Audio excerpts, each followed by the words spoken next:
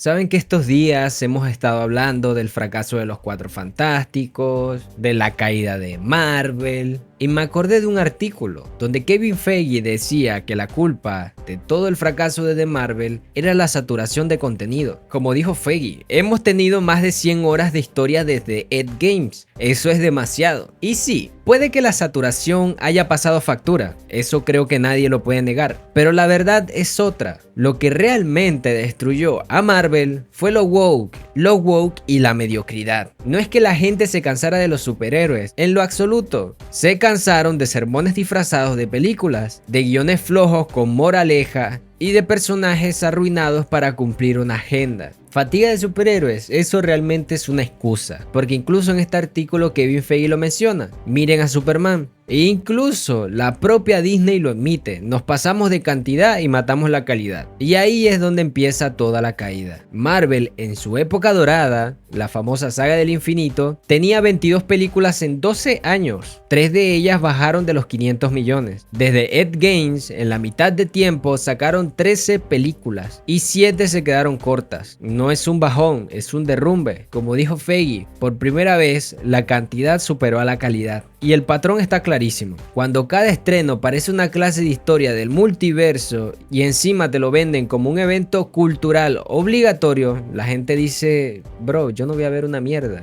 ¿Sabes qué? Si puedes decidir tú, hermano, suscríbete para seguir trayéndote contenido todos los días. Suscríbete. Ahora, repasemos los casos más relevantes sobre este tema. The Marvels, que fue por mucho el fracaso más humillante en la historia del MCU. Una apertura doméstica de 47 millones, siendo así la más baja de todo Marvel. La recaudación 206 millones nada más, rompiendo así un récord negativo. En la segunda semana cayó un 78%. The Marvels fue sin ningún tipo de duda la peor apertura de la franquicia y un colapso histórico en taquilla. La razón, el triple combo: protagonista feminista, conexiones obligadas con la serie de Miss Marvel y marketing que lo vendía como una revolución cultural. Lo que el público escuchó fue tarea extra y aparte de eso sermones feministas, y muchos ni siquiera pasaron por la sala. En vez de un evento cósmico, fue una mierda. Cómo me molesta y cómo me encanta hablar de este caso.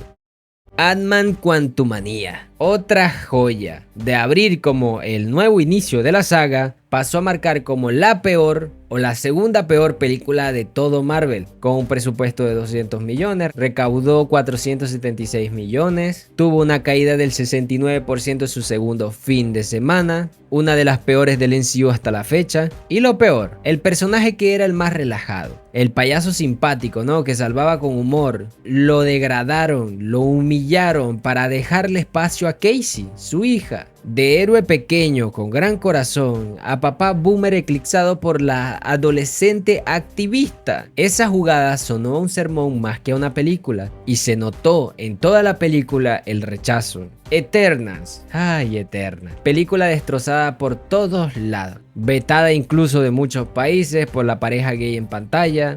Eternals recibió la peor puntuación de los críticos especializados, entre comillas, de la historia del MCU. Marvel te lo vendió como la película de la diversidad, un primer héroe abiertamente gay, un elenco multirracial, representación a full, hermano. La prensa habló más del famoso mensaje que de la historia en sí. Resultado, la conversación cultural se comió a la narrativa y pues la gente no la vio. Secret Invasion, ay Secret Invasion, el peor desastre televisivo y lo peor que ha producido Marvel hasta la fecha. No hay quien haya aguantado esta serie, es una basura de principio a fin. Bueno, de principio hasta que la cancelan. El tono de la serie era un tono político, demasiado pesado y que parecía un spin-off más que una historia cerrada. Y la percepción pública estuvo clarísima. La peor mierda que ha producido Marvel en su historia. She-Hulk, si hablamos de toxicidad, esta se lleva la medalla. Destruida por todos lados. Arranque flojísimo en Nielsen y destruida en todas las redes sociales. Porque la serie se dedicó a burlarse de los hombres. Básicamente fue un sketch de Twitter alargado por 8 capítulos. Y en vez de convencer, terminó reforzando la idea de que Marvel estaba más preocupado en sermonear que entretener. Echo supuestamente iba a ser el renacer de la televisión de Marvel. El resultado: entró en el top de Nielsen, sí, con 713 millones de minutos, pero se desinfló en semanas. Echo debutó en el puesto 10, pero sin retener audiencia. Una protagonista nativoamericana,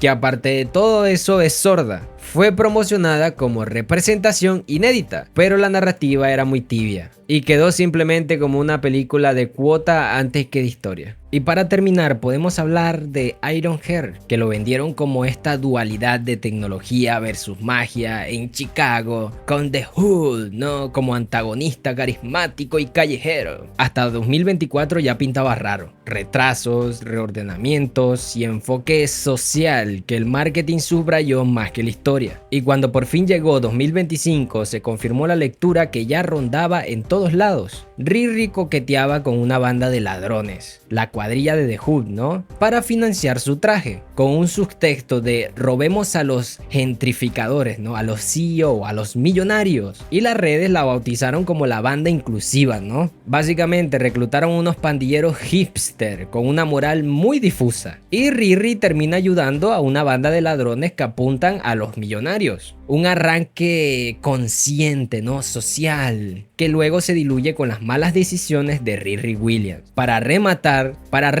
la serie normaliza acciones muy dudosas como el robo, como el chantaje, en nombre de el mensaje. Y que lo único bueno de esta serie fue el giro final. El público quería ver a un genio de la ingeniería, ¿no? Y terminó viendo a un aspirante a Iron Man haciendo de Robin Hood, con el discurso por delante de la narrativa. Representación, fino, historia sólida, no. Y eso en el MCU ya genera saturación y muchísima desconfianza. Lo único bueno de esta serie, aparte de Mephisto, fue el montón de contenido que nos dio a nosotros los creadores de contenido y que nos sigue dando.